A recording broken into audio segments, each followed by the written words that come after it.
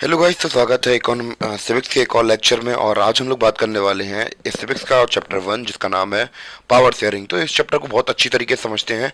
सबसे पहले अपना हम लोग बात करें, स्ट्रक्चर तैयार कर लेते हैं कि हम लोग इस चैप्टर को खत्म कैसे करने वाले हैं। सबसे पहले हम लोग देखने वाले हैं बेल्जियम एंड श्रीलंका के बारे में। जैसे कि हमें पता है कि, चलो पहले बता ही देता हूँ। तो भैया हम लोग बात करें कि जो पावर्स हैं, तो भैया हम लोग बात करें कि अगर एक घर के अंदर अगर दो लोग होते हैं, तो जैसे मान लीजिए कि आपका बड़ा भाई होगा या छोटा भाई घर में रहता ही है, ठीक है।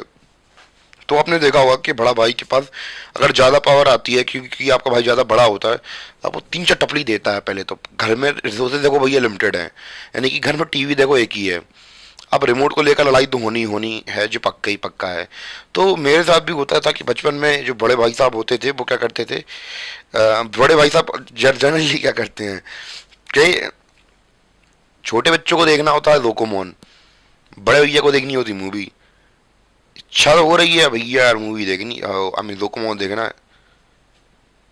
तीन चार पेड़ दिए उनके पीछे, भाग गए, रोके भाग गए। छोटा भाई रोके भाग गया, मम्मी अम्मी देखो भैया मार रहे हैं, चिपका रहे हैं बहुत कस के, पता नहीं हमें टीवी नहीं देखने दे रहे हैं।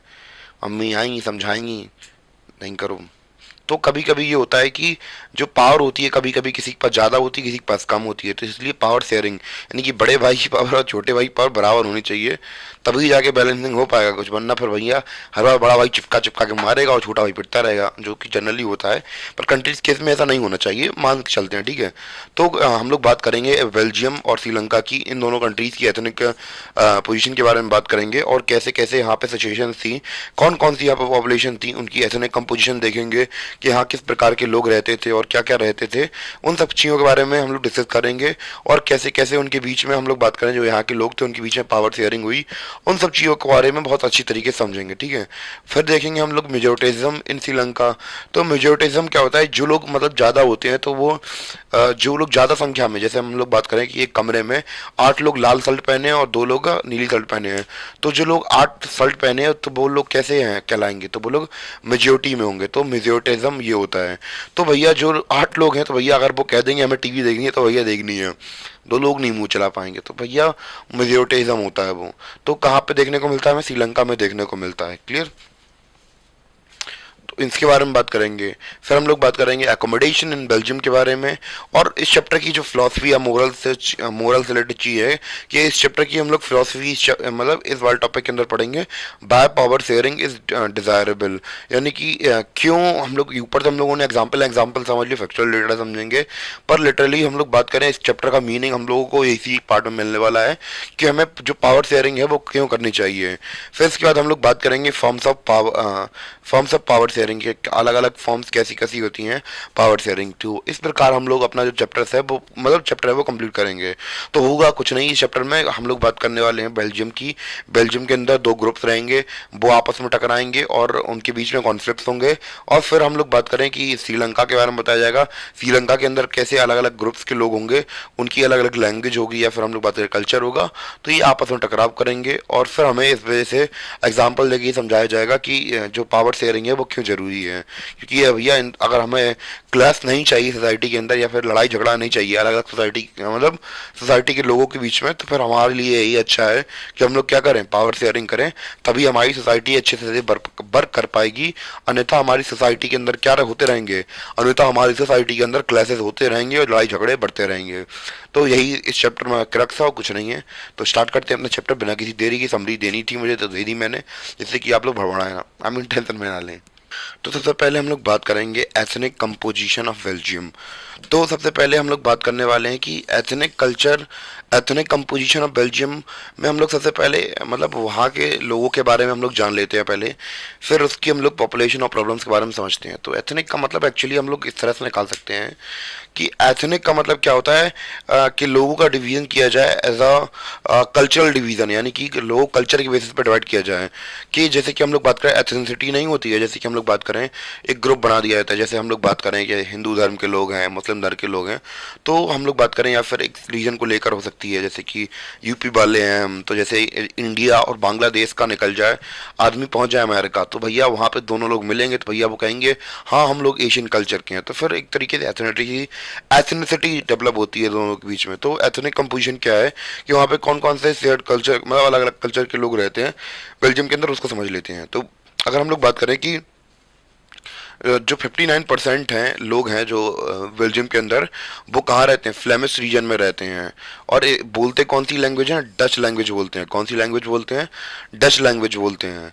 और बाकी की जो 40% लोग हैं वो रहते हैं वेलोनिया रीजन में। कहाँ पे, वेलोनिया रीजन में, और बोलते हैं कौन सी भाषा, फ्रेंच भाषा बोलते हैं। और रिमेनिंग जो 1% हम लोग बात करें लोग हैं, वो कौन से बेल्जियंस लोग हैं, वो बोलते हैं जर्मन बोलते हैं, ठीक है।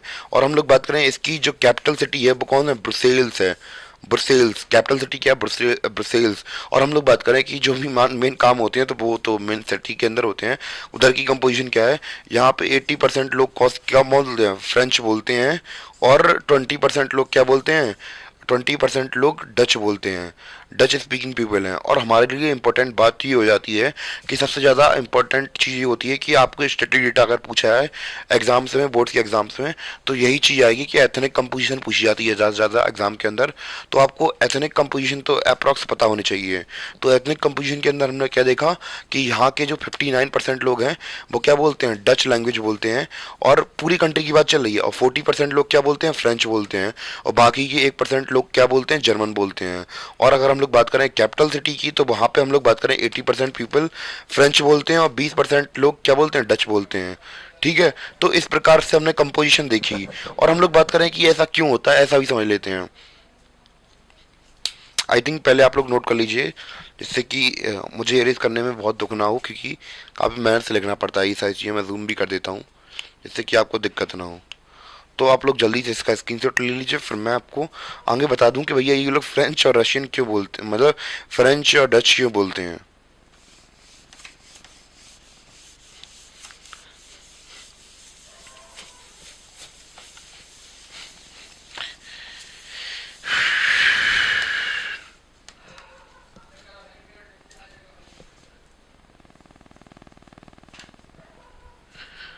तो हम लोग बात करें कि जो हम लोग बात करें एक तरीके से, ये नक्शा मान लीजिए, ये बेल्जियम है, ठीक है।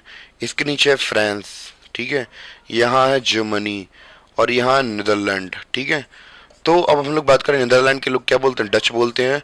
तो अब जब डच बोलते हैं तो अब ऐसा तो है नहीं कि इतने इतने लोगों के लिए बाउंड्री मायने रखती हो। तो भैया इस पूरे इलाके में लोग डच बोलते हैं नीदरलैंड में, तो इसलिए डच का इन्फ्लुएंस इस साइड ज़्यादा देखने को मिलता है, फ्रेंच का इन्फ्लुएंस हमें इस साइड ज़्यादा देखने को मिलता है। तो इधर के लोग ज़्यादा से ज़्यादा फ्रेंच बोलेंगे। तो आप लोग खुद यहाँ पे आधा डिवीजन इससे हो गया, आधा डिवीजन इससे हो गया, और बाकी का जर्मनी इतना बचा, तो इतना 1% लोग जो जर्मन की बात कर रहे थे वो यहाँ से ले लिया। तो ऐसे अलग अलग एथनिक कल्चर के लोग हमारे, जब हम लोग बात करें कि हमें वहाँ पे देखने को मिलते हैं बेल्जियम के अंदर। तो ये सारी चीज़ें हमें देखने को मिल रही है। ऐसे करके हम लोग बात करें कि जो फ्रांस, जो बेल्जियम है, उनकी कंपोजिशन हुई है, एथनिक कंपोजिशन ऐसी हुई है। और काफ़ी इंपॉर्टेंट टॉपिक भी है, काफ़ी इंपॉर्टेंट सवाल भी है, जो कि आपके ज़्यादा से ज़्यादा बोर्ड एग्जाम में पूछा जाता है। तो गाइस अब हम लोग बात कर लेते हैं कि यहाँ पे जो बेल्जियम की हम लोग बात ही कर रहे थे, तो यहाँ पे क्या कारण थे जिसकी वजह से यहाँ पे टेंशन ज़्यादा, जो हम लोग बात करने वाले हैं, वो डेवलप हो सकती थी। क्योंकि भैया हम लोग पावर शेयरिंग की बात ही कर रहे हैं, तो कैसे कैसे जो कंट्रीज थी तो वो आपस में बटी हुई थी, मतलब जो कंट्री थी वो आपस में, मतलब अलग अलग लोगों से बटी हुई थी। और क्या क्या टेंशन थी उसके बारे में बात कर लेते हैं। तो the minority French speaking community was relatively rich and powerful. तो पूरे अगर हम लोग बात करें बेल्जियम के अंदर, जो हम लोग बात करें कम्युनिटी थी, कौन सी, फ्रेंच स्पीकिंग कम्युनिटी थी, ये लोग पैसे से बहुत मजबूत थे। तो कोई व्यक्ति अगर पैसे से मजबूत होता है, तो आप लोगों ने जब भी देखा होगा किसी भी कंट्री के अंदर, अगर हमारी अपनी कंट्री के अंदर भी अभी भी बात करें, तो केवल 1% लोग ही बहुत ज़्यादा अमीर हैं, बाकी सब तो गरीब ही गरीब हैं, ठीक है। तो फिर वहाँ पे भी यही सीन था कि जो फ्रेंच स्पीकिंग कम्युनिटी थी वो रिलेटिवली जो रिच और पावरफुल थी। कैसी थी, रिच और पावरफुल थी। उसके अपोजिट में अगर हम लोग बात करें किसकी, डच स्पीकिंग कम्युनिटी की, तो वो हम लोग बात करें कि इन्हें जो इकोनॉमिक डेवलपमेंट है और एजुकेशन है, ये काफ़ी बाद में मिला। यानी कि ये लोग ऐसा समझ लेते हैं, यानी कि जनसंख्या में तो ज़्यादा थे, पर हम लोग बात करें कि जो पैसे और एजुकेशन के मामले में, इकोनॉमिक डेवलपमेंट के मामले में ये लोग काफ़ी पिछड़े हुए थे as compare to French speaking people. तो फिर यहाँ पे ये प्रॉब्लम होने लगी। तो प्रॉब्लम यहाँ पे ये आती है कि भैया यही है कि भैया अमीरी गरीबी का अंतर है, तो अमीर ज़्यादा फिर हो जाता है, फिर दिक्कत होने लगती है। गरीबों को लगने लगता है कि हाँ हमारे साथ गलत हो रहा है, गलत हो रहा है, पर कहीं ना कहीं गलती उनकी ही होती है क्योंकि उन्होंने कुछ सही टाइम पे डिसीजन नहीं लिए होते। तो वही वाली प्रॉब्लम थी, और ये मेन रीज़न था डिफरेंसेस का। और इसके अलावा जो मेन प्रॉब्लम चल रही थी वो कहाँ पे थी, ब्रुसेल्स में भी थी। तो ब्रुसेल्स में क्या था, ब्रुसेल्स में इसका जैसा हम लोग पूरी कंट्री में देख रहे हैं उसका जस्ट उल्टा था। ब्रुसेल में क्या था कि भैया स्पेशल प्रॉब्लम थी यहाँ पे। तो यहाँ पे जो डच स्पीकिंग पीपल थे वो हम लोग का बात करें कि Dutch speaking people constituted a majority in the country but minority in capital. यानी कि जो इनकी कैपिटल सिटी थी, यहाँ से जो इनकी कैपिटल सिटी क्या ब्रुसेल्स है, तो ब्रुसेल क्या कैपिटल सिटी है। अब यहाँ पे प्रॉब्लम ये है कि पूरी कंट्री में जो डच स्पीकिंग पीपल है वो तो बहुत ज़्यादा है, पर कैपिटल में यानी कि जहाँ पे मेन सब सिस्टम चलता है वहाँ पे इनकी माइनॉरिटीज़ है। यानी कि हम लोग बात करें वहाँ पे जो फ्रेंच लोग हैं वो ज़्यादा मात्रा में हैं और वो पावरफुल भी हैं। तो अब हम लोग बात करें कि इनके बीच में जो डिफरेंसेस हैं, ये लोग जो डच वाले थे ये कहते थे भैया हाँ इन लोगों को, ये लोग डेवलप मतलब इन लोगों के पास पैसा है तो ये कुछ भी कर सकते हैं क्या, और हम लोग भी कम थोड़ना है किसी, क्योंकि ये लोग भी हम लोग बात करें कि पैसे के मुकाबले में तो नहीं पर पॉपुलेशन के मुकाबले में पूरे कंट्री में ज़्यादा थे। तो अब यही टेंशन बन सकती थी आगे चल के, और इसका इन्होंने प्रॉब्लम्स का सोल्यूशन कैसे निकाला वो हम लोग आगे समझेंगे।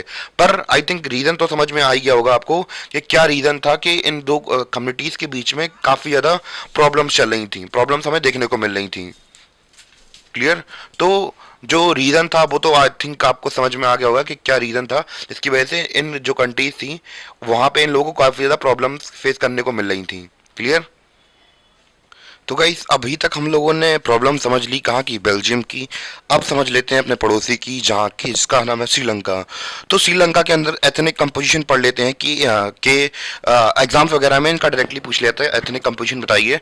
तो एथनिक कंपोजिशन क्या है हमारी श्रीलंका की उसके बारे में बात कर लेते हैं। तो श्रीलंका के अंदर भी हम लोग बात करें डाइवर्स पॉपुलेशन हमें देखने को मिलती है। तो जैसे कि हमें वहाँ पे देखने को मिली थी डच स्पीकिंग पॉपुलेशन और फ्रेंच स्पीकिंग पीपल। तो यहाँ पे भी हमें क्या मिलेंगे, हमें भी दो type of majority of group मिलेंगे। तो पहले कौन होंगे, the majority group are called Sinhala speaker. यानी कि यहाँ के जो स्पीकर्स होंगे जो सिन्हाली भाषा का इस्तेमाल करते हैं वो हमें मेजोरिटी के अंदर देखने को मिलेंगे, और उनकी मेजोरिटी है 74%। और उसके मुकाबले में हम लोग बात करने वाले हैं तमिल स्पीकर्स की। उनकी मेजोरिटी है कितने परसेंट, 18%। मेजोरिटी, सॉरी मैंने मेजोरिटी बोल दिया, इनकी माइनॉरिटीज है 18% की। तो यही दो मेजर ग्रुप्स हैं श्रीलंका के अंदर। और इसके अलावा हम लोग बात करें कि हमने सब कैटेगरी कर दी है तमिल्स की, यानी कि तमिल्स के अंदर भी और भी क्लासिफिकेशन हमें देखने को मिलेंगे, जैसे कि नेटिव तमिल्स। तो जो शब्द है नेटिव, इसका मतलब क्या होता है, जहाँ पे कोई लैंड होती है वहीं का प्राणी। जैसे कि अगर मैं बात करूँ कि नेटिव इंडियन, तो मैं जहाँ पे पैदा हुआ, जैसे मैं इंडिया के अंदर पैदा हुआ तो मैं नेटिव इंडियन कहलाऊंगा। तो वैसे ही जो कि ऐसे लोग जो कि ऐसे तमिल जो कि कहाँ पे श्रीलंका के अंदर पैदा हुए तो उन्हें क्या बोला गया, श्रीलंकन तमिल बोला गया। और इनकी मात्रा थी कितनी, 13%। कितनी है, 13%। और हम लोग बात करें कि बाकी के जो तमिल्स हैं, तमिल स्पीकर हैं, वो कहाँ से आए थे, वो उनके फोर फादर्स आए थे इंडिया से। अब आप लोग सोच रहे होंगे कि इंडिया में ऐसा क्या था कि इंडिया से वो लोग वहां पे पहुंच गए श्रीलंका में। तो हम लोग बात करें कि अगर आपको पता होगा कि जो ज्योग्राफी डिसाइड करती है ये सारी चीजें, तो जैसे कि आपको पता है कि जो श्रीलंका है वो ट्रॉपिकल रीजन में आती है, तो यहाँ पे प्लांटेशन वगैरह काफी अच्छी होती है। तो फिर जो ब्रिटिशर्स थे उन्होंने, वैसे ही एम्पायर उनका यहाँ इंडिया में था तो वहाँ भी उनका एम्पायर था, तो उन्होंने कहा कि भैया यहाँ पे खेती की जरूरत हमें ज्यादा पड़ती है। तो एज अ वर्कर, अब वहाँ की पॉपुलेशन इतनी ज़्यादा थी नहीं, तो अब उन्होंने क्या किया कि जो अच्छे अच्छे वर्कर होते थे उन्हें पकड़ के ले जाते थे और वहीं पे उनसे काम करवाते थे। तो अब काम करवाते करवाते, अब ऐसा तो था नहीं कि 2-4 दिन की बात हो, सालों साल की बात चलती, सालों साल उन्होंने 2-3 साल राज किया। तो बहुत सारे वर्कर्स जो थे वो एज अ माइग्रेंट कहाँ पहुंच गए, श्रीलंका के अंदर पहुंच गए, और वहीं धीमे धीमे जिन्हें अच्छा लग रहा था तो वो रुक गए वहीं पे आज़ादी के बाद, और जिन्हें नहीं लग रहा था तो वो उन्होंने धीमे धीमे शिफ्ट कर लिए गए। और बाकी उन्होंने अपना वहाँ पे फैमिली बना ली और उनके बच्चे वगैरह वहाँ हो गए तो फिर वहीं रहने लगे। तो बाकी के जो तमिल थे वो कहाँ से आए थे, वो कहाँ से गए थे, वो गए थे इंडिया से। और किस लिए, एज अ वर्कर बनकर, जिनके फोर फादर मतलब होता है पूर्वज जो थे वो कहाँ से थे, इंडिया से थे। और कहाँ चले गए, हम लोग बात करें श्रीलंका में पहुंच गए थे। क्यों, एज अ वर्कर बनने की थी। तो हमने क्या देखा, दो एथनिक कंपोजिशन देखी कि यहाँ पे मेजोरिटी में दो सोशल ग्रुप्स हैं, सिन्हाला और तमिलियंस। जो तमिल थे, जो तमिलियंस थे, उनकी भी दो कैटेगरी है। जो नेटिव तमिल्स हैं यानी कि वो 13% है, और बाकी के जो तमिल्स हैं वो गए थे इंडिया से एज अ वर्कर। क्योंकि कॉलोनियल टाइम पीरियड पर हमने देखा था कि जो अंग्रेज थे वो यहाँ पे वर्क करवाते थे हमारे इंडियन लोगों से। तो वहाँ पे वो लोग मतलब वहाँ पे श्रीलंका में ले गए थे। तो बाकी के जो श्रीलंकन थे उनके फोर फादर कहाँ से आए थे, वहाँ से, यानी कि इंडिया से। तो गाइस प्रॉब्लम कहाँ पे आ रही है, प्रॉब्लम यहाँ पे आ रही है कि अब हम लोगों ने अभी तक तो देखी थी स्पीकिंग के बेसिस। अब बात करते हैं रिलीजियस कंपोजिशन, देख लेते हैं श्रीलंका के अंदर। तो भैया जो सिन्हाला स्पीकिंग पीपल थे, तो ये कौन थे, इसमें हम लोग बात करें कि जो most of the Sinhala speaking people, तो ये लोग कौन थे, बुद्धिस्ट थे। While most of the Tamils are Hindus और मुस्लिम्स, जो तमिल से वो कौन थे, हिंदू और मुस्लिम थे। यानी कि हिंदू और मुस्लिम भाई भाई, तमिल नबी तबाही। मजाक कर रहा हूँ, कोई सीरियस मत लेना, ठीक है। These there are about 7% of Christians who were Tamil and Sinhala, यानी कि 7% क्या थे, क्रिश्चियंस थे जो कि तमिल और सिन्हाला भी थे। तो यहाँ पे पॉसिबिलिटी थी कि किसकी, प्रोबेबिलिटी हम लोग बात करें या पॉसिबिलिटी कह सकते हैं कि यहाँ पे मेजोरिटी डोमिनेंस हो सकता है या फिर कॉन्फ्लिक्ट हो सकते हैं मतलब इन कंट्रीज के बीच में। क्यों हो सकते हैं, क्योंकि जो ब्रिटिशर्स थे उनका काम ही था rule and divide and rule. तो उनका इन्फ्लुएंस भी काफ़ी ज़्यादा हद तक हमें देखने को मिलेगा। और कैसे देखने को मिलेगा उसके बारे में बात कर लेते हैं, कैसे वो लोग फूट डालेंगे और कैसे राज करेंगे यहाँ पे।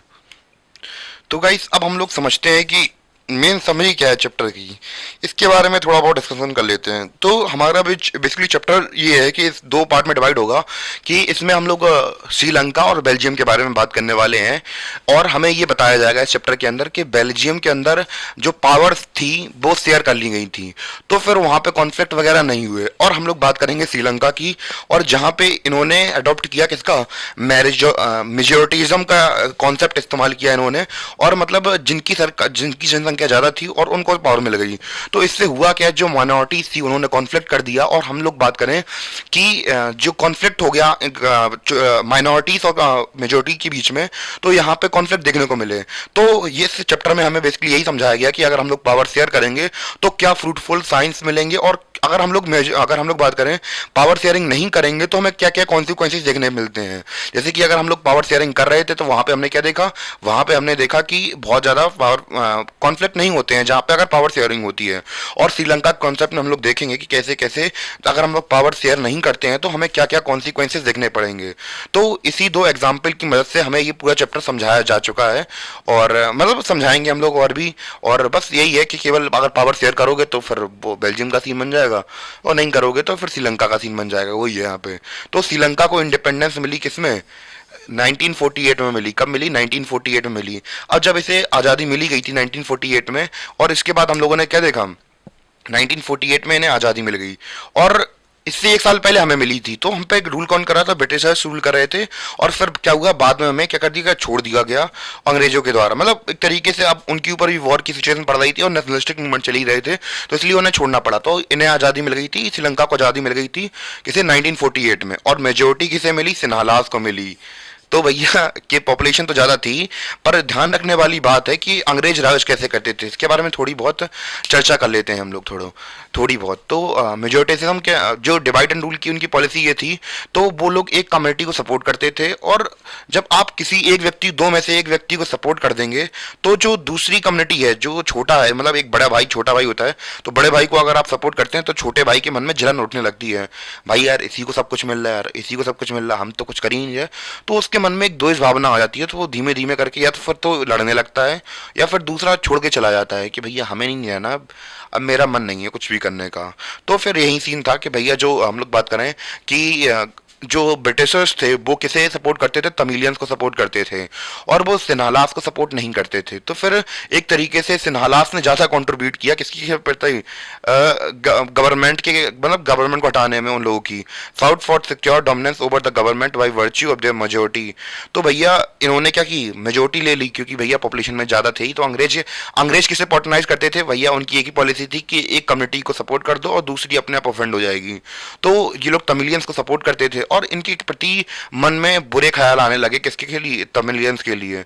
तो अब इन दोनों के बीच में थोड़ी बहुत बनती है, नहीं पहले से मैंने बैकग्राउंड दे दिया, यहाँ पे लिखा नहीं है, वो बता दिया मैंने। फिर भैया इन्होंने डोमिनेंस तो हासिल कर ली। अब डोमिनेंस हासिल कर ली और अब इन्होंने अडॉप्ट किया क्या, मेजोरिटिज्म। यानी कि भैया जिसकी जनसंख्या ज्यादा होगी तो भैया वही क्या करेगी, रूल करेगी। तो भैया उन्होंने यही किया और उसी के, मतलब उसी के बेनिफिट के लिए हम लोग बात करें पॉलिसीज या फिर जो एक्ट बनेंगे उनके लिए बनेंगे। जो माइनॉरिटीज होंगी उनका फायदे की ज्यादा बात नहीं की जाएगी और ना ही हमें कोई मतलब है उनसे। तो ये इनकी अप्रोच रहने वाली है, इसलिए प्रॉब्लम्स होंगी यहाँ पे। तो मेजोरिटिज्म की डेफिनेशन देख लेते हैं। I believe that the majority community should be able to rule a country in a whichever a way in it want by disregarding the wishes and needs of the majority। यानी कि जो minority वाली जो team होती है तो उनकी जो नीड्स और विशेज हैं उनको क्या कर दिया था, नेग्लेक्ट कर दिया जाता है, यानी कि उनसे मतलब नहीं रखा जाता है। तो यही क्या होता है, मेजोरिटिज्म होता है। तो इन्होंने क्या किया कि भैया अगर हम लोग अब पावरफुल हो गए हैं, जाओ अब हम तुम्हें कुछ नहीं देंगे।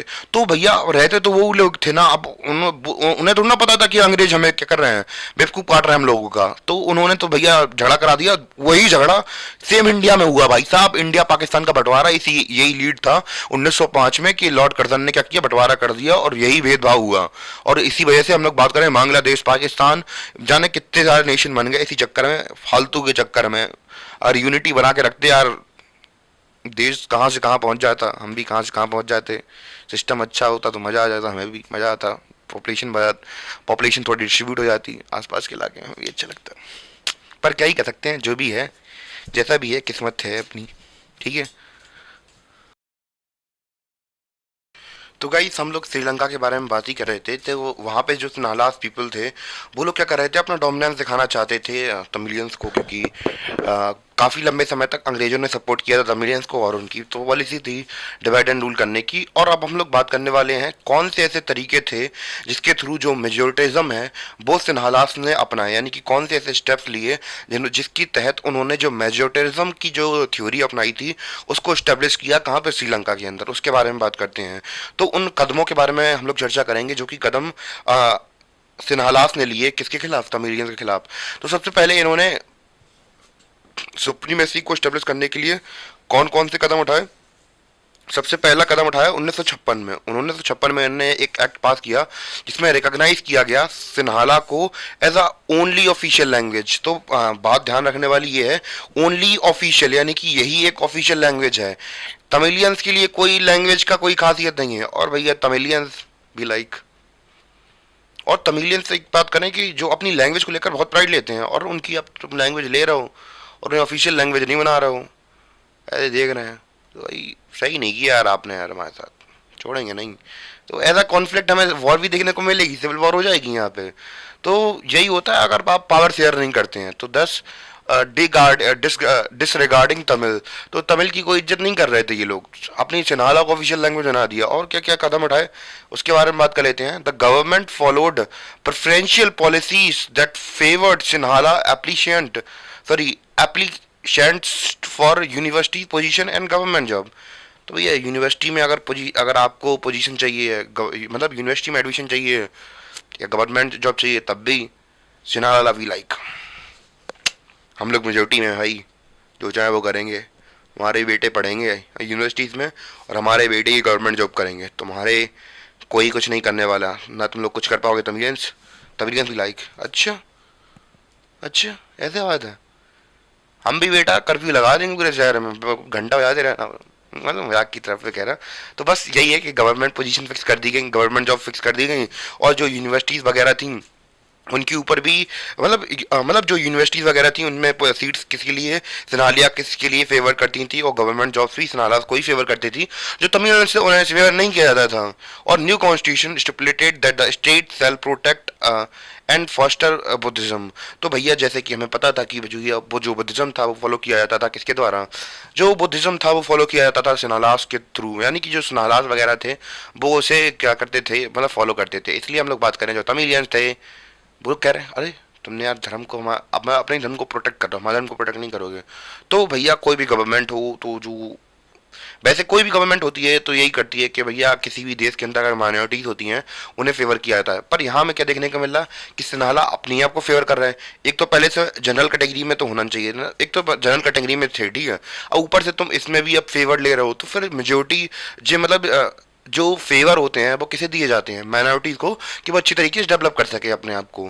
पर यहाँ पे क्या हो रहा है कि जो मेजोरिटी वाली मतलब पीपल है वही अपने आप को फेवर कर रहे हैं, माइनॉरिटीज को क्या ढीले नहीं जान दो तुम।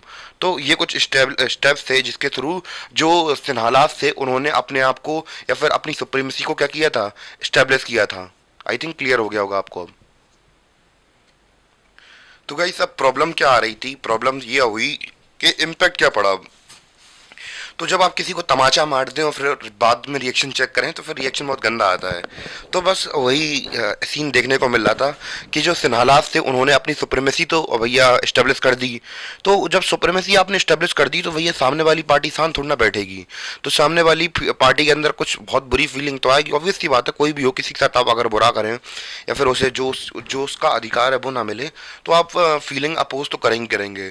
तो भैया इससे क्या हुआ कि all these government measure increase the feeling of alienation. मैंने यहाँ पे इन्वर्टेड कॉमास नहीं लगाया।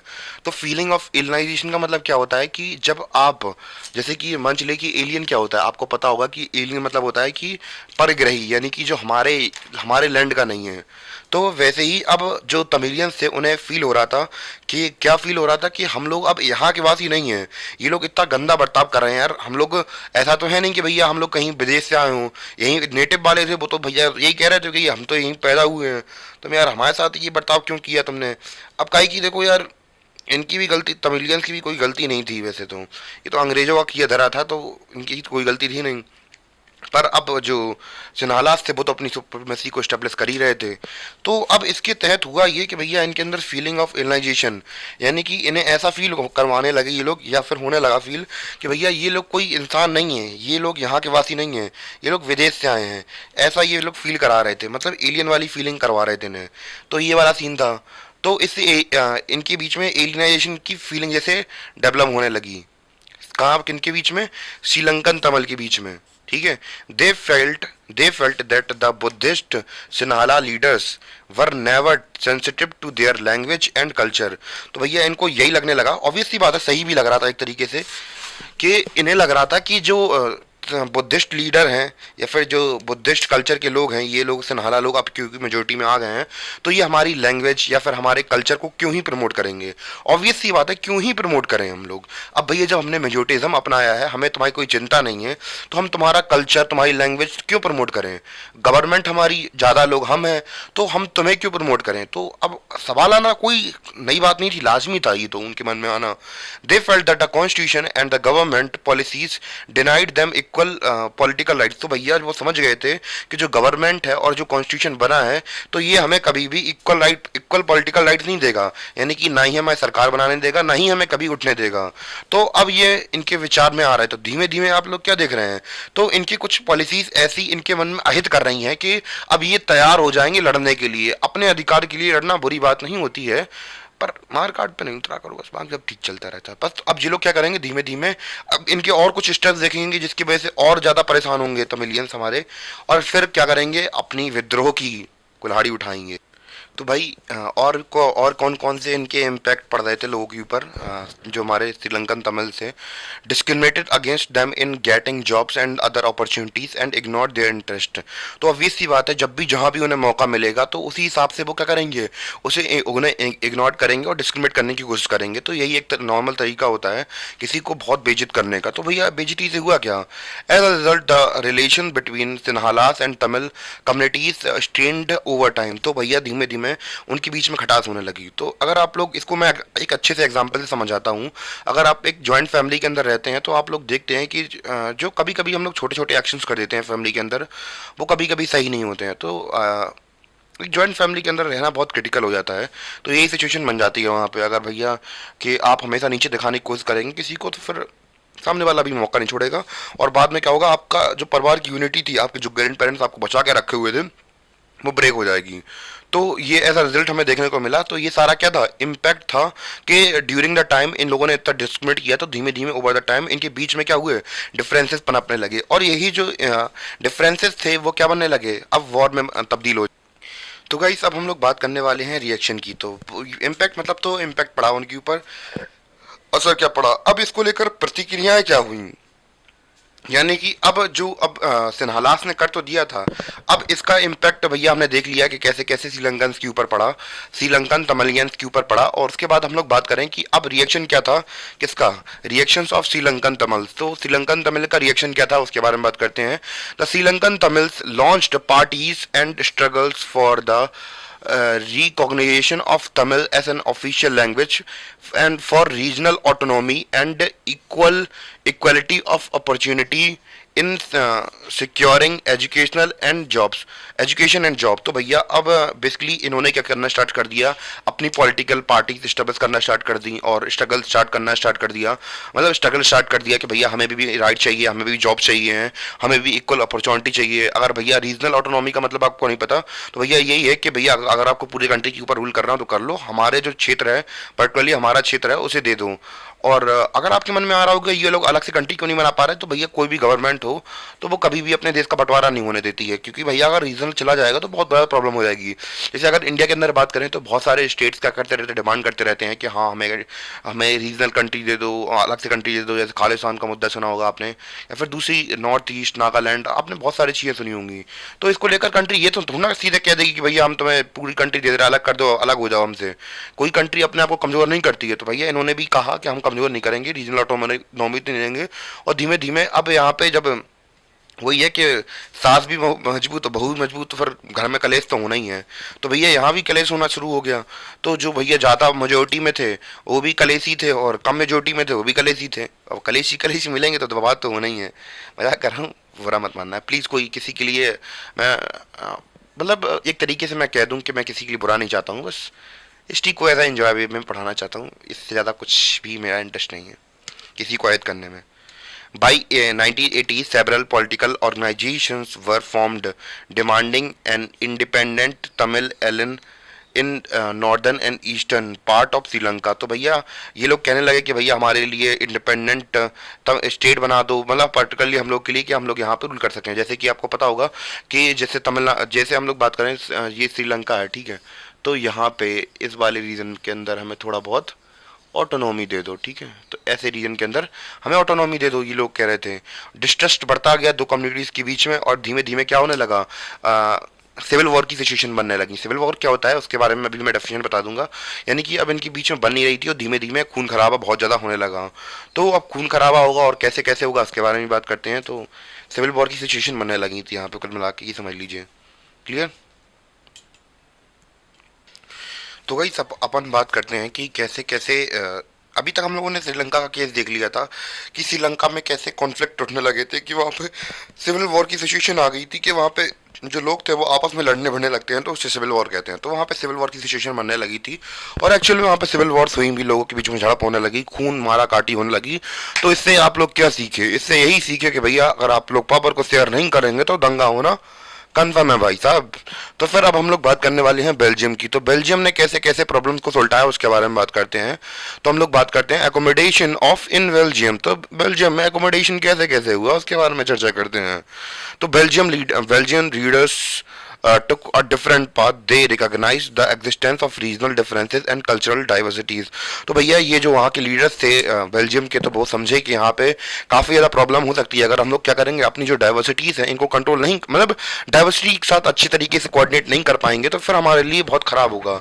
तो यहाँ पे हम लोग क्या देखेंगे, जो बेल्जियम है तो वो क्या करेगा, कुछ अच्छे स्टेप्स लेगा जिसके थ्रू वो लोग डाइवर्सिटी के साथ रहना सीख जाएंगे। यानी कि जो यहाँ की अलग अलग स्पीकिंग पॉपुलेशन थी वो क्या करेगी, वो साथ में रहना स्टार्ट कर देगी।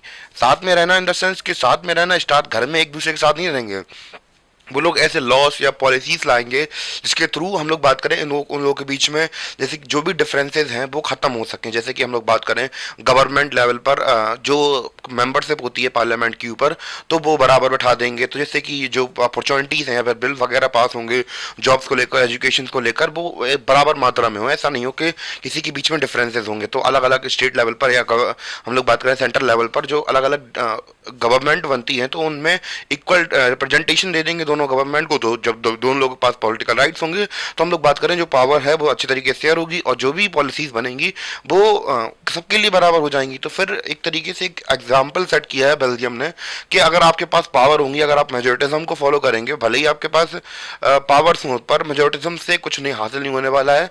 और आप लोग अगर डाइवर्सिटी को साथ में लेके चलेंगे तो वही चीज़ें अच्छी बैठ पाएंगी।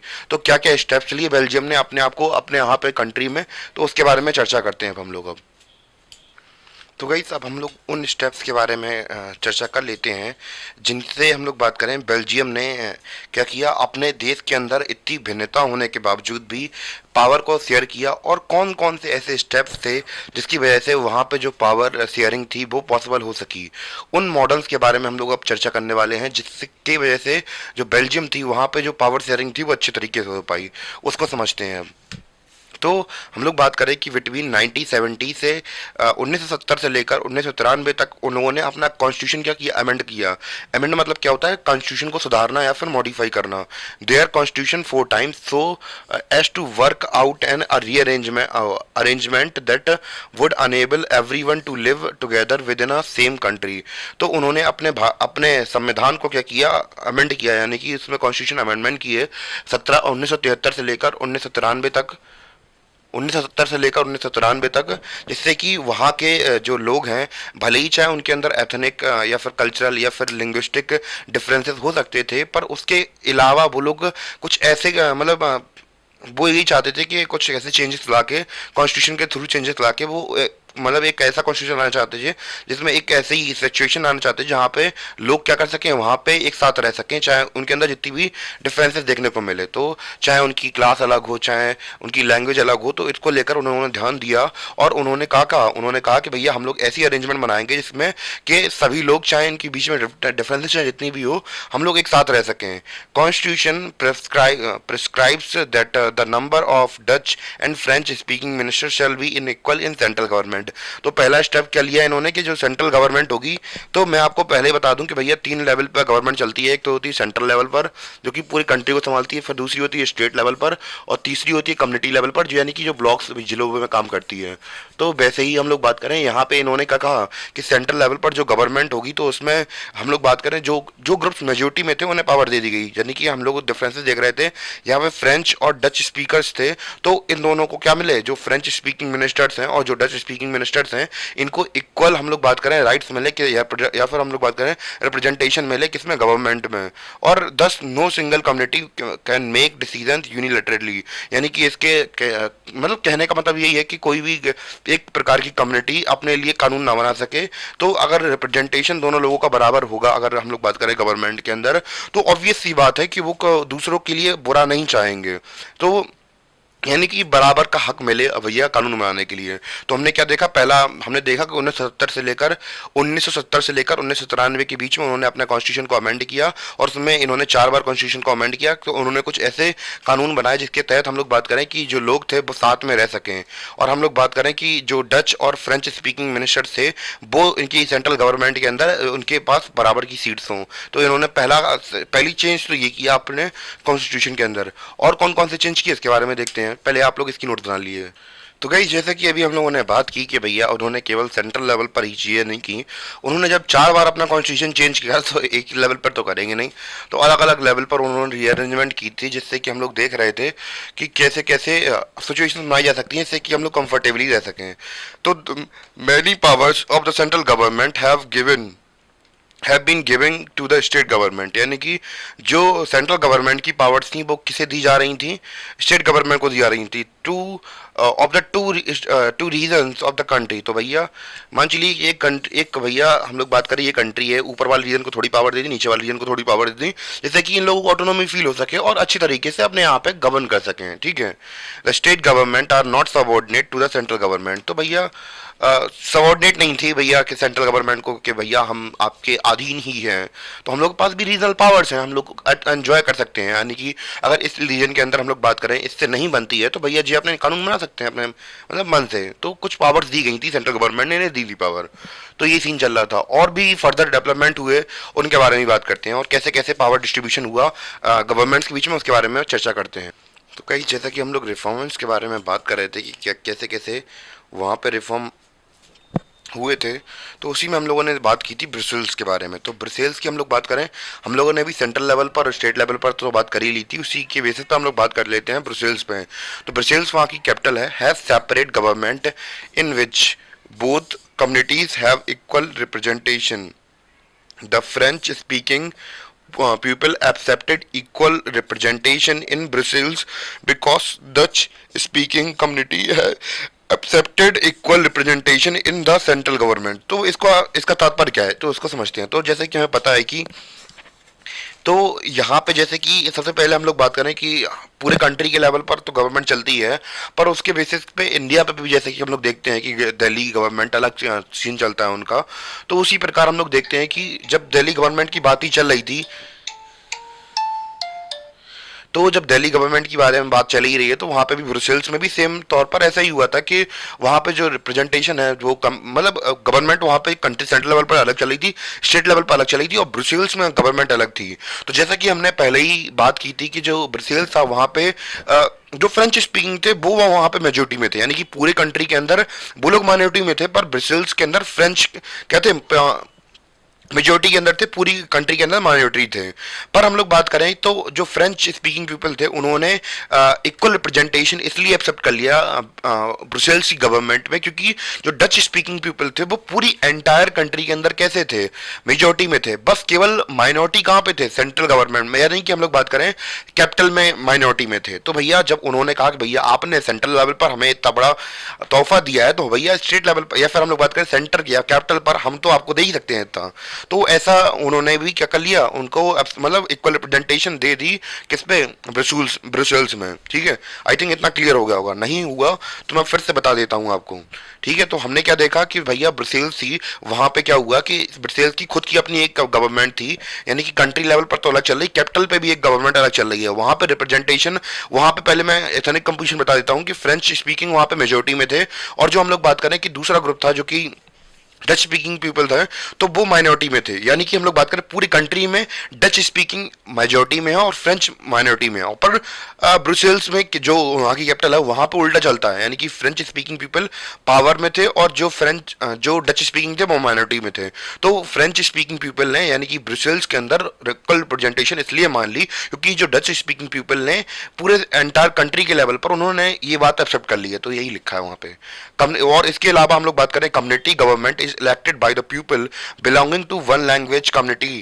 Dutch speak and the German speaking, no matter where they live. This government has the power regarding the cultural education and language related issues. तो भैया दो लेवल पर तो हम लोग को पता है कि जब हम लोग वर्टिकली पावर का डिवीजन करते हैं तो सेंट्रल लेवल, स्टेट लेवल और कम्युनिटी लेवल पर करते हैं। तो वहाँ पे भी कम्युनिटी लेवल गवर्नमेंट थी, जिसमें कि हम लोग बात करें कि अब इससे फर्क नहीं पड़ता आप जर्मन हो या फिर हम लोग बात करें बस किसी क्षेत्र के एक सिंगल यूनिट के तौर पर, अगर हम लोग बात करें छोटे क्षेत्र के तौर पर, जैसे कि मान के दिल्ली के, जैसे हम लोग बात करें दिल्ली का कोई एक पर्टिकुलरली एरिया मान लीजिए, तो वहाँ पे हम लोग बात करें कम्युनिटी गवर्नमेंट बन सकती है। मतलब ऐसा एग्जाम्पल बता रहा हूँ कि वहाँ पे एग्जाम्पल लेके कि इंडिया का एग्जाम्पल लेके कि आप समझ जाएं। तो वहां पे भी जो कम्युनिटी लेवल पे जो गवर्नमेंट थी उनके पास भी काफी सारी पावर्स थी, एजुकेशन को लेकर, कल्चर को लेकर, तो इससे रिलेटेड उनके पास काफी सारी पावर्स थी। तो भैया जो प्रॉब्लम्स हो सकती थी वो सुलझा सकते थे कम्युनिटी लेवल पर। तो हम लोगों ने देखी कि कैसे कैसे वहां पे कल्चरल डाइवर्सिटीज होने के बावजूद भी उन्होंने समझा कि भैया पावर्स का अगर एक्चुअली अच्छे से डिस्ट्रीब्यूट नहीं करेंगे तो हमें काफी ज्यादा कॉन्सिक्वेंसेस देखने को मिलेंगे। तो एक तरीके से हम लोग चैप्टर का अब कॉन्सिक्वेंस या फिर एक सेंस तो हमारे हाथ में आ चुका है, क्योंकि हमने देखा था कि श्रीलंका के अंदर जो पावर्स थी उनका डिवीजन अच्छे तरीके से नहीं हुआ था। इस वजह से हमने देखा कि वहां पे खून खच्चर हो गया और पावर डिवीजन इंडिया इधर के अंदर जो ब्राजील था सॉरी, जो हमारा बेल्जियम था वहाँ के अंदर अच्छी तरीके से पावर को शेयर किया गया, तो इससे हमें वहाँ पे कॉन्फ्लिक्ट देखने को नहीं मिले, और काफ़ी बार कॉन्स्टिट्यूशन को चेंज करने के बाद वहाँ पे जो चीज़ें थी वो वर्क कर गई। तो एक क्रक्स हमारा यहीं पे तैयार हो गया है। बाकी क्या क्या और अपडेट हुए उनके बारे में बात कर लेते हैं हम। तो गाइस, जैसे कि हमने देखा कि बेल्जियम में बेल्जियम का सिस्टम बहुत ज़्यादा कॉम्प्लिकेटेड है। इधर पे इतनी ज़्यादा कॉम्प्लिकेशन बना दी, स्टेट के लेवल पर अलग, सेंट्रल के लेवल पर अलग, कम्युनिटी के लेवल पर अलग।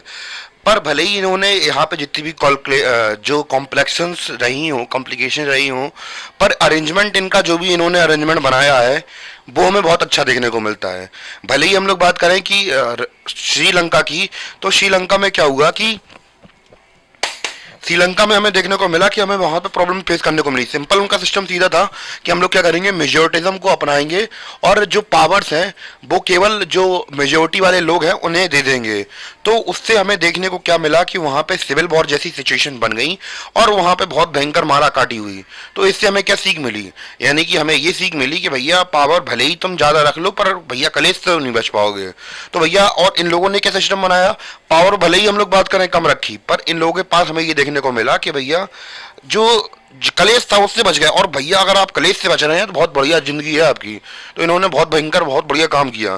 तो इन्होंने, but these arrangement have worked well so far, तो इनकी जो अरेंजमेंट इन्होंने बनाई थी वो बहुत अच्छे से काम करी। They help to avoid civic strikes between the two major communities and a possible division of the country on linguistic lines. तो भैया लिंग्विस्टिक बेसिस पे इन्होंने भैया झड़प नहीं होने दी, और लोगों के बीच में जो झड़प हो रही थी, कहाँ, श्रीलंका के अंदर सिविल वॉर जैसी सिचुएशन बनाई थी, वो सिचुएशन नहीं बन पाई यहाँ पे।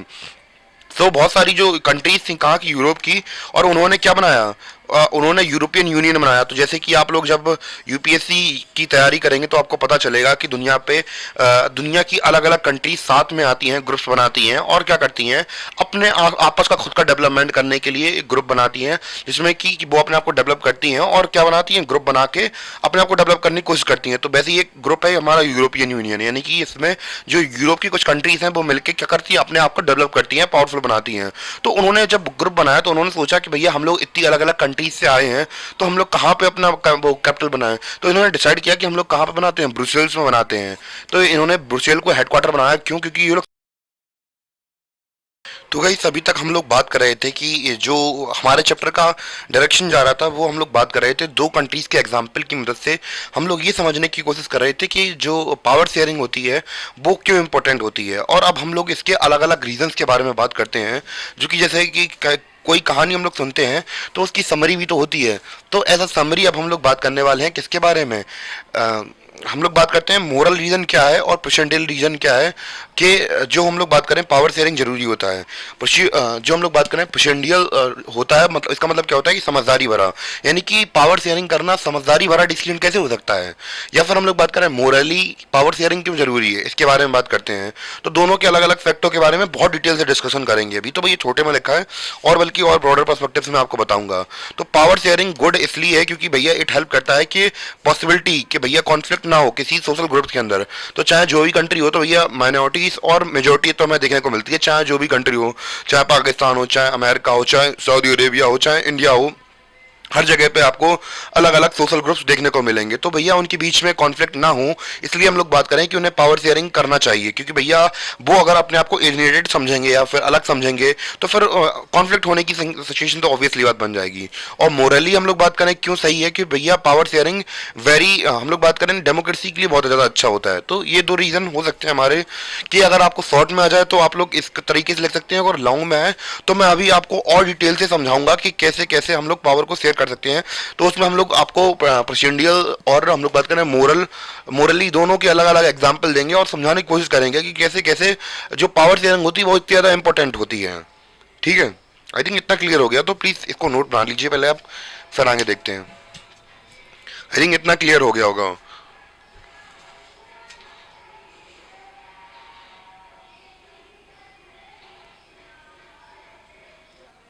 तो तो गाइस अब सबसे पहले हम लोग बात करने वाले हैं प्रोसीडियल रीजंस के बारे में कि क्या क्या रीज़न हो सकते हैं इसकी वजह से हम लोग बात करें कि समझदारी भरे रीज़न हो सकते हैं इसकी वजह से पावर शेयरिंग करनी चाहिए। तो इसको बहुत डिटेल से समझते हैं, ठीक है। तो क्या क्या रीज़न होना चाहिए, हम लोग बात क्या क्या रीज़न होते हैं। सबसे पहला हमारा रीज़न क्या दिया गया हमने, social conflict often lead to the violence, यानी कि जो सोशल सामाजिक कॉन्फ्लिक्ट होते हैं तो भैया इसमें क्या होता है, वायलेंस होती है, ठीक है। एंड पॉलिटिकल इंस्टेबिलिटी, तो पॉलिटिकल किसी भी कंट्री की अगर अगर आपको डेवलपमेंट करानी है तो पॉलिटिकल स्टेबिलिटी होनी चाहिए वहां पे। अगर पॉलिटिकल इंस्टेबिलिटी है तो वहां पे डेवलपमेंट नहीं हो पाता। सो हम लोग कह सकते हैं power sharing good way to ensure the stability of political order. तो एक तरीके से हम लोग कह सकते हैं कि पावर शेयरिंग एक अच्छा तरीका है कि किस पॉलिटिकल ऑर्डर बना रहे किसी भी कंट्री के अंदर, क्योंकि अगर आप लोग पॉलिटिकल स्टेबिलिटी नहीं बना सकते भाई गजब का धमाल होता है और दुनिया तबाह हो जाएगी आपकी। तो भैया एक तरीके से कह दें कि अगर आपको लाइफ में कुछ अच्छा करना है तो भैया कंट्री को अगर अच्छा बनाना है तो पावर शेयरिंग कर लो, वरना बहुत दिक्कत हो जाएगी, पॉलिटिकल इंस्टेबिलिटी हो जाएगी। क्योंकि भैया जो माइनॉरिटीज हैं आपको वोट देंगे ही नहीं, आपके खिलाफ हो जाएंगी, लड़ने के लिए उतर आऊंगी, जैसे कि हमें बांग्लादेश के अंदर देखने को मिला। That's not a good way to live with the minorities. Imposing the will of majority, तो imposing the will of majority community over other mob looks an attractive option in short run, but in long run it undermines the unity of the nation. यानी कि अगर आप लोग short term पे देख रहे हैं, शॉर्ट टर्म के बेसिस पे तो ये अच्छा लगेगा कि जो मेजोरिटी वाले पीपल हैं उनकी बात सुनी जाए या फिर उनकी बात करी जाए। पर अगर आप लोग लॉन्ग रन में देखते हैं तो फिर देश की जो यूनिटी है वो बनेगी ही नहीं, क्योंकि भैया जो माइनॉरिटी कम्युनिटीज हैं वो आपके साथ रिलेट ही नहीं करेंगी। वो कहेंगे हम आपके साथ क्यों ही रहे हैं, हमें अलग से बना के देश दे, तो नहीं, अगर नहीं बनाने दे रहे देश तो भैया विद्रोह करेंगे, तोड़ फाड़ करेंगे, यहाँ तोड़ा करी आज वहां तोड़ा करी कल वहां तोड़ा करेंगे, तो बस कॉन्फ्लिक्ट मचता ही रहेगा, कलेश होती रहेगी। तो इसलिए भैया यही है कि भैया अगर आप पावर शेयरिंग नहीं कर रहे तो भैया बहुत बड़ी दिक्कत है आपके लिए, ठीक है। तीसरा क्या है, टिनरी of the of majority is not just oppressive for the minority, it often bring ruin to the majority। यानी कि अगर हम लोग बात करें कि एज वेल तो मेजोरिटी एज वेल, तो भैया हम लोग बात करें कि अगर मेजोरिटी को पास पावर भी है, अगर वो दबा भी रही है तो फिर अगर एक समय तक आप दबा लेंगे, मान चलिए, ठीक है, एक एग्जांपल की मैं से बता रहा मैं कि अगर कोई कंट्री के अंदर कोई गवर्नमेंट मेजोरिटी के अंदर है तो मान चलिए कि आप लोगों ने दिन भर अपने सताया उन्हें, ठीक है, माइनॉरिटीज को, पर भैया सो गए तो आप भी रात में, और ना करे खुदा ना खास्ता आपका बच्चा, आपका भी आपके घर में कोई भी हो और वो लोग कहाँ बम फेंक दें आपके घर में, सो रहे हो आप हो तो आखिरकार इंसान ही ना, तो भैया कॉन्फ्लिक्ट क्यों ही करना, क्यों ही बम फेंके वो, या फिर कोई क्यों ही आपके फैमिली को ऐड करें, तो क्योंकि आपने उसका ऐड किया तो वो तो भैया ऑब्वियस सी बात है बदला लेने की कोशिश करेगा। तो भैया अगर आप मेजोरिटी सोच के माइनॉरिटी को दबा रहे हैं तो कहीं ना कहीं आपको भी इफेक्ट करने वाला है। सो इस वजह से हम लोग कह सकते हैं it is potential to share power because it help to reduce the possibility of conflict between social groups. तो भैया इससे क्या होता है कि जो सोशल ग्रुप्स होते हैं उनके बीच में जो मतभेद होते हैं या फिर कॉन्फ्लिक्ट होते हैं, उसकी जो कॉन्फ्लिक्ट होने की सिचुएशंस होती हैं वो थोड़ी कम हो सकती हैं। यानी कि एक तरीके से हम लोग कह सकते हैं कि जो कॉन्फ्लिक्ट होने के चांसेस थे वो हमने बहुत अच्छी तरीके से रिड्यूस कर दिए हैं। जैसे कि अगर मान चलिए कि क्लास में अगर हम लोग बात करें कि क्या होता है कि घर की बता दे रहा मैं कि घर के अंदर एक किसी के भाई बहन हो तो आपको पता होगा कि एक बहुत ज़्यादा डोमिनेटिंग होता है, एक बहुत रिसेसिव होता है। तो अगर पेरेंट्स दोनों के पास इक्वल पावर करते हैं तो भैया दोनों के बीच में कॉन्फ्लिक्ट होने के जो चांसेस हैं वो हमेशा कम रहेंगे। वरना भैया बड़ा भैया तो तीन चार चिपकाता रहेगा, छोटा सुनता रहेगा, पर बाद में क्या होगा वो कंप्लेन कहीं ना कहीं तरीके से फंसवा देता है धीमे से। तो भैया यही प्रॉब्लम होती है। अगर आप पावर शेयरिंग अच्छी तरीके से कर देंगे as a good parents, as a good government, तो फिर आपकी कंट्री के अंदर जो पावर शेयरिंग की प्रॉब्लम थी वो सॉल्व हो गई और फिर कॉन्फ्लिक्ट होने का तो कोई चांस ही नहीं बनता, क्योंकि आपने जो पावर शेयरिंग है वो अच्छी तरीके से कर दी है। इन द केस हमने बेल्जियम का केस देखा कि वहां पे कितने अच्छी तरीके से जो पावर थी उसको शेयर किया गया और कैसे कैसे उन्हें उसके बेनिफिट्स मिले। और वहीं श्रीलंका में अगर पावर शेयरिंग अच्छी तरीके से नहीं की गई और वहां पे मेजोरिटिज्म को अपनाया गया तो वहां पे हमें क्या देखने को मिला, सिविल वॉर की सिचुएशन देखने को मिली। तो ये डिफरेंसेस आ जाते हैं और कुछ नहीं है। तो गई सब हम लोग बात कर लेते हैं मोरल रीजंस के बारे में। कुछ कम नैतिक कारणों के बारे में समझेंगे कि जो पावर्स होती हैं उनको शेयर करना क्यों ही जरूरी होता है पावर के मोरल्स के बेसिस पे। तो जैसे कि हमें पता है power sharing is very spread democracy Sprite of democracy. तो भैया जब आपको पता है कि कंट्री भी कोई भी कंट्री हो तो कंट्री के अंदर आपको पता है कि रूल दो प्रकार चलता है, एक तो मोनार्क का रूल चलता है, एक तो राजा का। जब राजा का रूल चल रहा है तो फिर वहां पे मोरल वोरल सब छोड़ दीजिए, जो उसकी इच्छा होगी वो आपको मारना चाहे मारेगा, और आपको जिंदा छोड़ना चाहे उसको जिंदा छोड़ेगा, तो वो उसकी इच्छा होगी। पर हम लोग बात करें जब अगर आप लोग डेमोक्रेसी के अंदर रहते हैं, यानी कि जहां पे प्रजा का राज होता है, यानी कि प्रजा अपने मन से अपनी राजा को चुनती है, वहां पे जरूरी हो जाता है, क्योंकि डेमोक्रेसी की स्पिरिट ही क्या है, पावर शेयरिंग है। यानी कि अगर आप डेमोक्रेसी इनहेरिट करते हैं, अगर आप लोग डेमोक्रेसी चुनते हैं, तो भैया उसमें गिफ्ट आपको क्या मिलेगा, पावर शेयरिंग मिलेगी। क्योंकि भैया हम लोग अपनी सबकी पावर्स को, सब लोगों ने मिलकर एक राजा को चुना है, हम लोगों ने अपनी सारी पावर्स दी है किसी को गवर्न करने के लिए हमारे ऊपर। अगर हम नहीं चाहेंगे तो उसे हम लोग पावर अपनी देंगे ही नहीं। तो डेमोक्रेसी की स्पिरिट क्या होती है, पावर शेयरिंग है, ठीक है। A democratic rule involve sharing power with those affected by it exercise and who have to live with it effects. People have a right to be consulted on how they are being govern. तो लोगों के पास right होता है कि वो कैसे govern होंगे, कैसे नहीं गवर्न होंगे। तो ये उनके अंदर निहित होता है कि वो लोग ये सारी चीजें देखें। मतलब लोगों का खुद का राइट है कि वो कैसे गवर्न होना चाहते हैं कि भैया। और दूसरी चीज हमने देखी कि पावर शेयरिंग खुद इसमें स्पिरिट है किसका, डेमोक्रेसी का। और बस यही है, legitimate government is one who where citizen through participation acquire stake in system. तो भैया ऐसी मतलब हर एक पर्सन की राइट होते हैं कि भैया वो क्या करें, जो भी अगर हम लोग बात करें लेजिटिमेट गवर्नमेंट वही है जहां पे सिटीजन क्या करता है, पार्टिसिपेट करता है, अपने स्टेक्स को लेता है, मतलब एक सिस्टम का एक पार्ट बनता है। विच while presidential reason stress that the person sharing will bring a better outcome। तो वही हम लोग बात कर रहे थे, प्रेसिडेंशियल रीजन यही है कि भैया जो पावर होती है, अगर हम लोग पावर शेयरिंग करते हैं तो ये क्या करेगी, बेटर आउटकम लाएगी। और मोरल रीजन हम लोग बात करें, एम्फेसिस इस के ऊपर करता है कि जो खुद का एक्ट है, ये खुद में ही हम लोग बात करें, खुद में ही वैल्यूएबल चीज है ये। क्लियर। तो मोरल रीजन और हम लोग बात करें अपने प्रेजेंटियल रीजन, दोनों ही कंप्लीट हो गए। तो गाइस अब बढ़ चलते हैं अपनी नई थीम की ओर। अपने चैप्टर की लास्ट थीम बची है, इसको हम लोग अब उसको भी खत्म कर लेते हैं कि अब अपनी लास्ट थीम है फॉर्म्स ऑफ पावर शेयरिंग। यानी कि अभी तक हमने देखा क्या होती है पावर शेयरिंग और क्यों होती है पावर शेयरिंग। अब हम इसके प्रकार जानने वाले हैं कि इसके कितने प्रकार से हम लोग जो शक्तियों का आवंटन है वो कर सकते हैं। तो अगर हम लोग अतीत की बात करें तो ये एक तरीके से टाइमलाइन लिखा है कि एवोल्यूशन कैसे कैसे हुआ पावर शेयरिंग का। तो उसमें हम लोग देखते हैं कि पास्ट के समय पर हम लोग देखते थे all power of government must resides in one person और अ ग्रुप। तो जैसे कि हमें पता है कि पहले के समय पे जो मोनार्क वगैरह होते थे वो रूल करते थे, यानी कि राजा महाराजा रूल करते थे, और एक ग्रुप ऑफ पीपल के पास ही हम लोग बात करें पावर होती थी कंट्री के अंदर या फिर राज्यों के अंदर कि हमें कैसे डिसीजन लेने हैं, कैसे क्या चीजें करनी है, क्या चीजें नहीं करनी है। यानी कि जो राजा महाराजा होते थे उनके हाथ में होता था।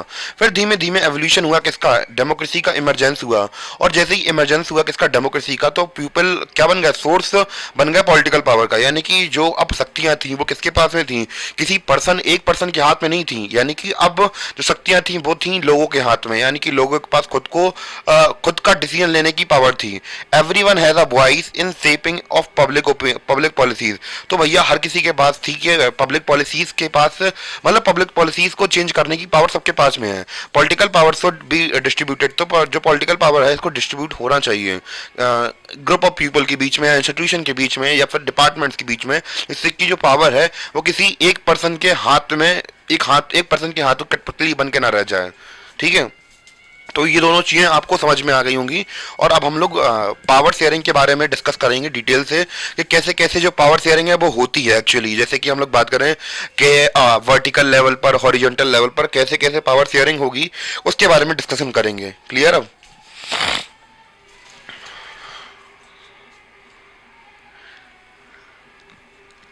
तो गाइस बात करें कि कैसे कैसे पावर का डिवीजन होता है, तो हम लोग उसके बारे में थोड़ी बहुत चर्चा करते हैं। तो जैसे कि हमें पता है कि मॉडर्न टाइम पे, मॉडर्न डेमोक्रेसीज के अंदर जो पावर शेयरिंग अरेंजमेंट है वो हमें कुछ इस प्रकार देखने को मिलती है। तो मैनी फॉर्म्स ऑफ, हम लोग बात करें मैनी फॉर्म्स में हम लोग पावर को डिवाइड करते हैं।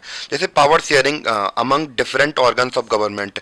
जब हम लोग बात करें कि डिफरेंट ऑर्गन्स की, जब हम लोग बात करें कि एक लेवल के ऊपर आप बात करते हैं, चाहे वो सेंटर हो, ठीक है, सेंटर गवर्नमेंट की अगर हम लोग बात करें तो इसमें अलग अलग ऑर्गन देखने को मिलते हैं। तो बड़े इंडिया का पर्सपेक्टिव से अगर देखा जाए, सुप्रीम कोर्ट हुआ या फिर प्राइम मिनिस्टर हुए हमारे, या फिर हम लोग बात करें कि जो सुप्रीम कोर्ट के जज हुए, तो अलग अलग लेवल पर हम लोग जब बात करें एक प्रकार से हॉरिजेंटल डिस्ट्रीब्यूशन होता है ऐसे करके, जब ऑर्गन्स एक मतलब एक तरीके अलाइन रहते हैं। तो गवर्नमेंट के हमें पता है 3 ऑर्गन होते हैं, कैसे कैसे,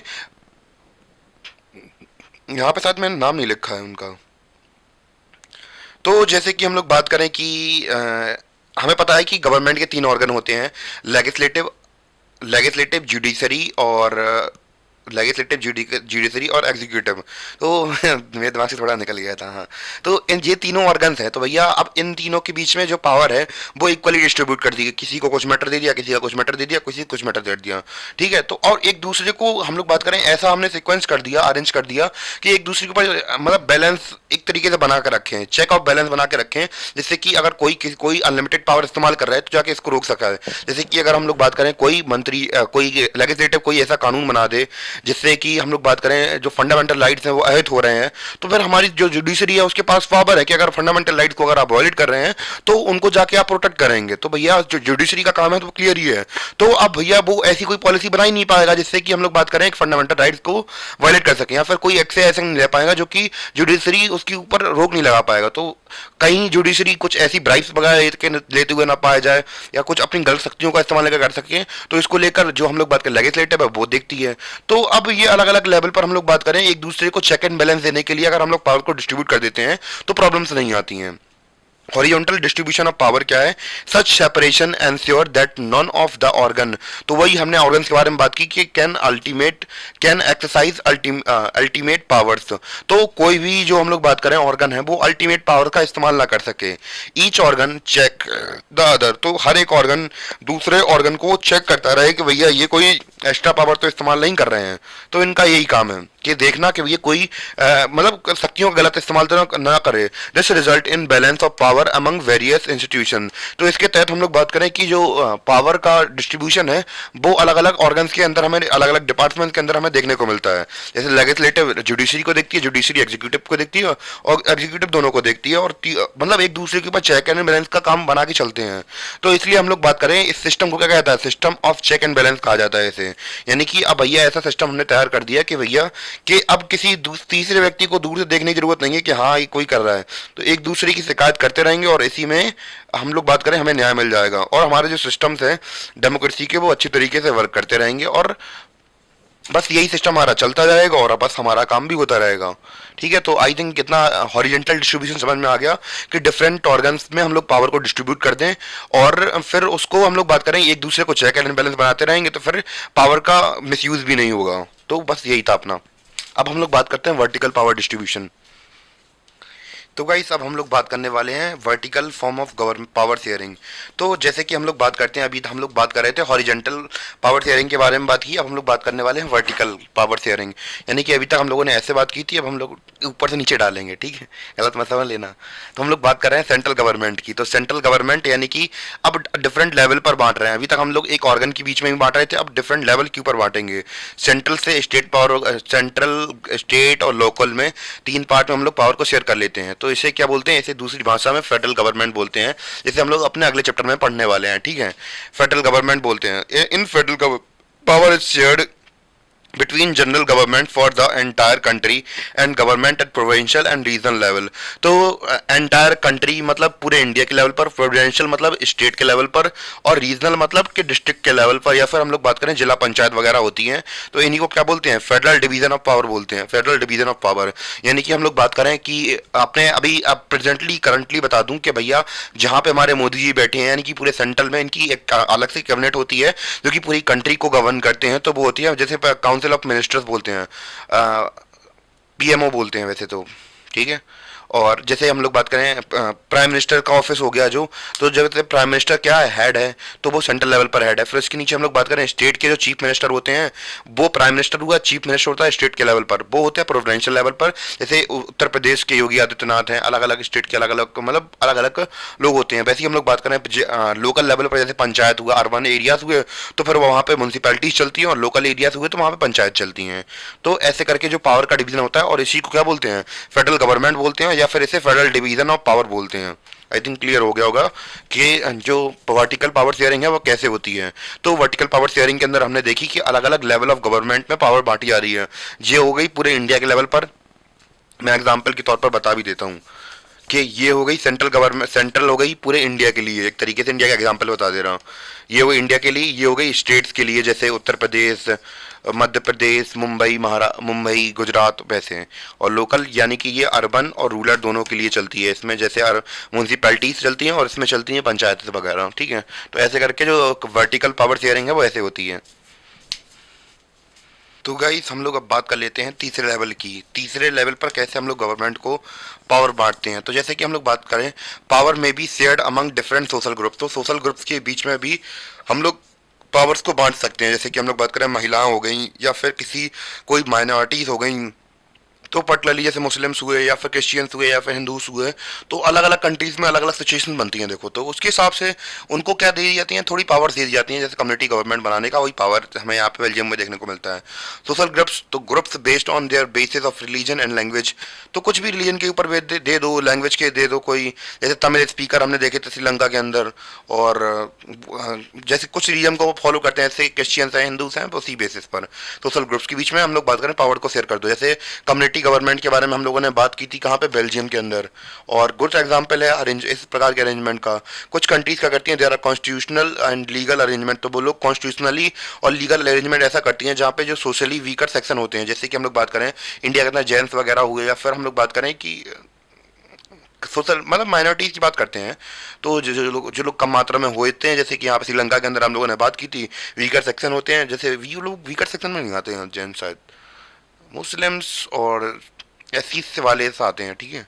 जैसे कि हम लोग बात करें कुछ कम्युनिटीज़ होती हैं हिंदुज़म के अंदर, तो उनके उसको हम लोग वीकर सेक्शन में डाल देते हैं। तो उनके लिए जैसे कि हाँ, एक अच्छा एग्जांपल आया कि जैसे जब ब्रिटिश के टाइम पे उन्हें डिवाइड करना था, तो वो लोग क्या कर रहे थे, सोशल ग्रुप्स बना दे रहे थे, जैसे वुमेंस के लिए, दलित्स के लिए, और हम लोग बात करें कि मुस्लिम्स के लिए।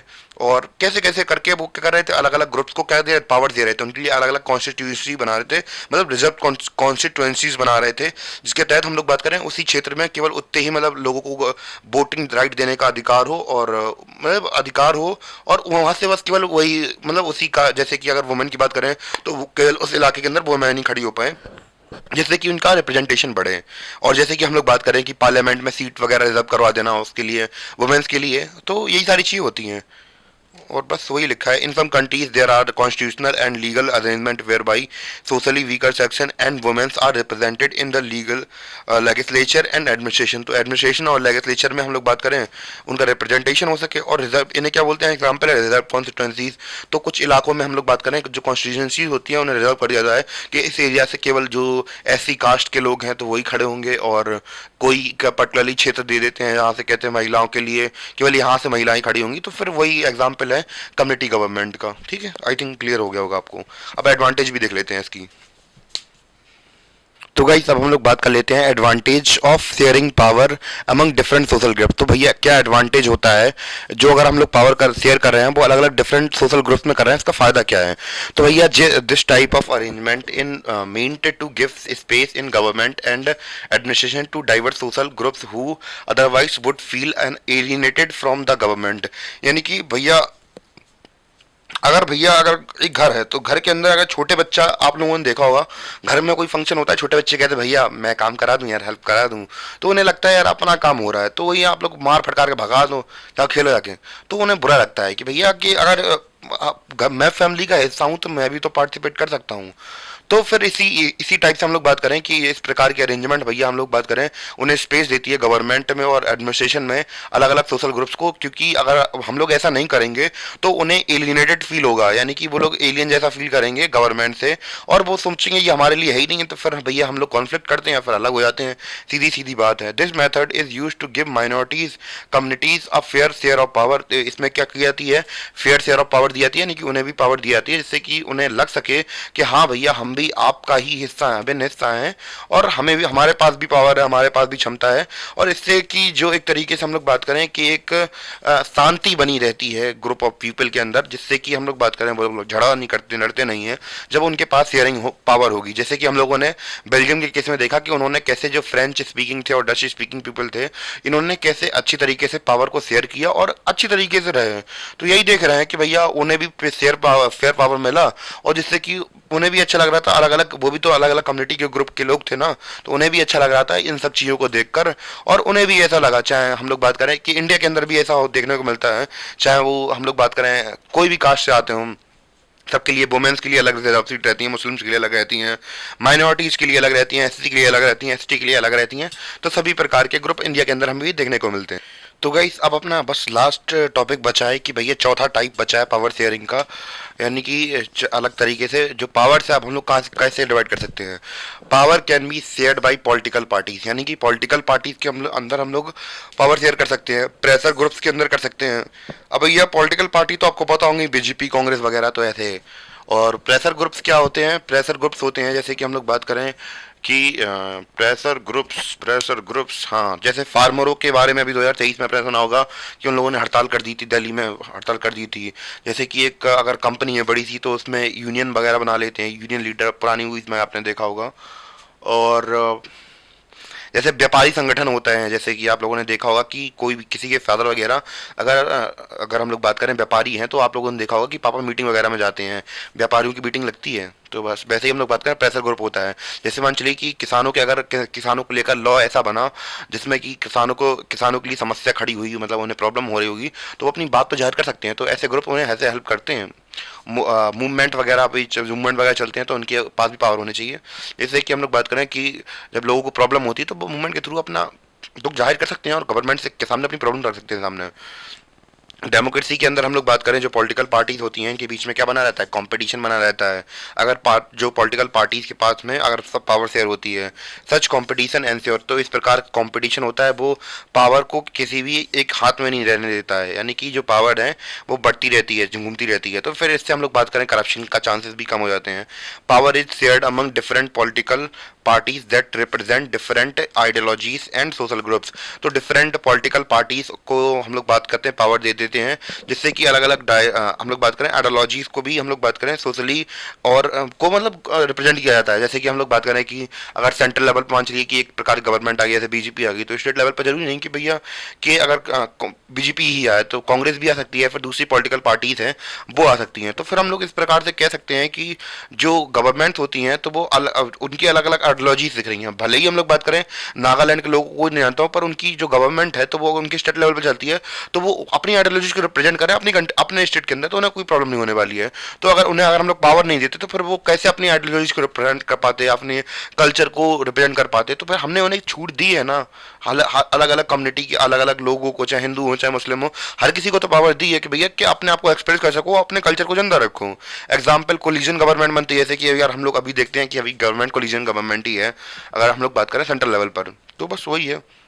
इन a democracy we find interest group. तो अगर हम लोग बात करें डेमोक्रेसी के अंदर, हम लोग देखते हैं अलग अलग इंटरेस्ट ग्रुप, जैसे कि हम लोग बात करें ट्रेडर्स का, बिजनेसमैन का, इंडस्ट्रियल्स का, फार्मर्स का और इंडस्ट्रियल वर्कर का। तो जैसे इनमें यूनियन वगैरह बना लेते हैं। तो अगर किसी के साथ कोई समस्या आती है तो फिर ये लोग क्या करते हैं, ग्रुप बना के प्रेस, मतलब अगर इनके पास पावर होती है तो फिर ये अपनी बात मनवाना फिर इन्हें भी आता है। फिर हमें पता है चक्के जाम हो जाते हैं फिर अलग अलग स्टेट के अंदर, आपको पता ही होगा। फिर उसकी पर बहसबाजी नहीं करते हैं और इसी के साथ हमारा चैप्टर होता है खत्म। अगर आपको कुछ भी समस्या लगती है कि हाँ यहाँ पे डाउट आते हैं तो प्लीज़ बेझिझक होकर कमेंट करिए, मुझे कोई दिक्कत नहीं है। आप लोग गाली भी दें तब भी मैं सुन लूँगा।